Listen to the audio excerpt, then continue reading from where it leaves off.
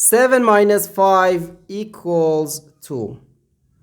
And here inside this parentheses we have 7 minus 2, which equals 5. So 2 times 5 equals 10. But this answer is not correct, because according to the order of operations, first we have to do parentheses, then exponents, then multiplication or division, and finally addition or subtraction. Remember that multiplication and division have equal priority and we have to work from left to right. And the same applies to addition and subtraction. In this expression, we have one subtraction, one multiplication, and one parenthesis. Inside this parenthesis, we have one subtraction.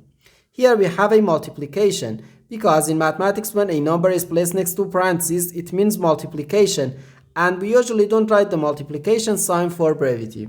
Okay, so according to the PEMDAS, first we have to do this parenthesis, then this multiplication, and finally this subtraction.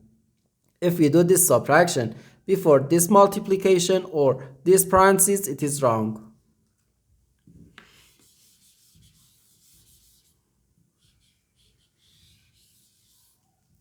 So first we have to do this parenthesis.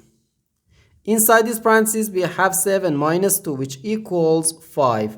So 7 minus 5, then times 5.